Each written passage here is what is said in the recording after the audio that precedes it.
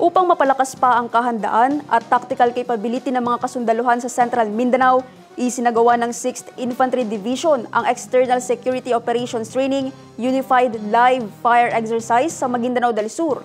Ang News Now mula kay Mark Uy. Are you ready, sir? Ready. Anyag! Fire!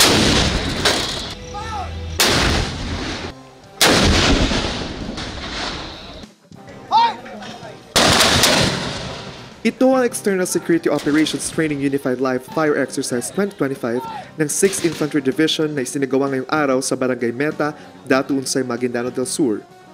The primary objective is to make our troops ready, no? In any eventualities that we will be needing this, but we hope we're not going to use it.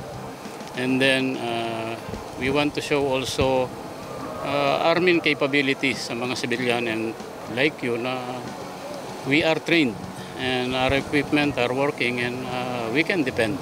Nandito kami, no? We are ready, we prepare and we will prepare. And as always, yung civilian, protection ng civilian yung ating inahabol at yung kapayapaan. And we do not want to use the skills that we have, but if we are called upon, we will deliver. Binang bahagi ng fire drills ang pagpapaputok ng dalawang 105mm standard howitzers, 105mm upgraded howitzers at 5 81mm mortars at 60mm mortars. Ginamit din sa drills ang cannon lanyard system para sa 30 alternating rounds at ipinakita ang iba't ibang scenarios gamit ang 40 at 60 platforms. Kasama rin sa demonstration ng kompletong components ng indirect fire system tulad ng target acquisition team, tactical command post, fire direction center at firing units. Ibinahagi rin ng 6ID ang mga kagabitang may makasaysayang pinagmulan pa noong 1941 at World War II at na-acquire ng Philippine Army noong 1970, mahigit 50 taon ng bahagi ng kanilang kagamitang pangmilitar.